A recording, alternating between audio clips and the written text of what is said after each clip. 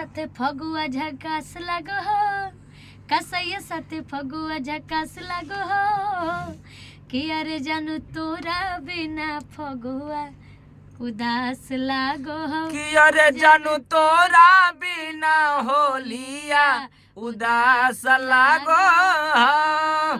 कि अरे सैया साथे फगुआ झकास लगो हो, कि अरे जानू तोरा बिना होलिया उदास लगो हो। जब सोया संगे झकास लगता तो फिर होली यार बिना उदास कैसे लगता है?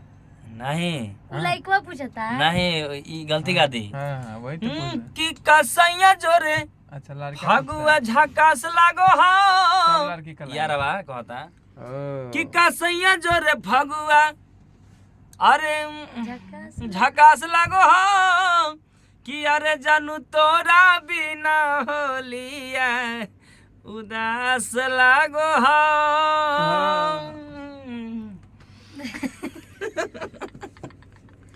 कि जइबे देखो मेरे पास सिंगर आ रहा है। क्या बात है सर, कितना अच्छा हाँ गाना गई गा गई गई कि जइमी त जो जो हमरा गम नहीं खे।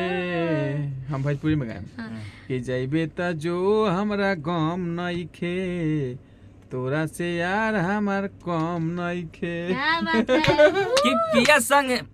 कि पिया संगे सुतबे पिया संगे सुतबे बीतैबे दिन राती, बीतैबे दिन राती। कि तोर फटे लगतो छा तीन स्केल। अरे दादा का कलाकार है कि हम लोग, तोर सॉरी फाटे लागी छाती। रे करो साले इनमें गड़बड़ा देवेला ना, ये काले धुनवा। आई तो बढ़िया लगे लगता है। हाँ कि जइबे त जो हमरा गम नइखे, आ तोरा निहन माल हमरा कम नइखे, आ पिया संगे सुती है बीतई है दिन राती, बीतई है दिन राती। ओए होए होए तोरे फाटे लगतो छाती, रे साथी काले आई तो बराती। हाँ आई अब बराती। भोजपुरी में गाना नहीं पूरा गाना है। हाँ, और बहुत जल्दी इनकर सोलो गाना भी आवे वाला बा एसएमएस एंटरटेनमेंट के माध्यम से, सोलो। बहुत ही केवीपी बढ़िया बढ़िया एंटरटेनमेंट के गाना माध्यम बाटे से। हमारा। और खेसारी जी के साथ ही बहुत बड़ा एगो गाना लेके आवतनी हम, वाह अभी खुलासा ना करब। गाने का सुनानी हो बहुत बिल्कुल, अच्छा बहुत ही अच्छा गाना बा। और सर के अब वो आशीर्वाद गाना बा। कम से कम करना हो जाए तो 300-400 मिलियन तो चल ही जाए। अच्छा गाना है। गाना ही इतना अच्छा है कि हम लोग क्या बहुत बोलते अच्छा हैं, है। बहुत ही अच्छा आप है। सबके प्यार और आशीर्वाद बन रहे।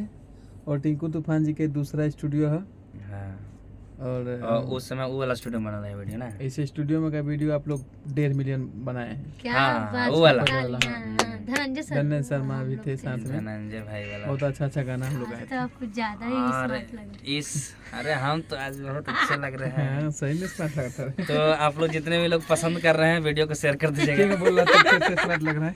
नहीं नहीं, पसंद कर रहे हैं। आज हम बहुत अच्छे लग रहे हैं। जितने लोगों को पसंद कर रहे हैं कम से कम एक शेयर लगे।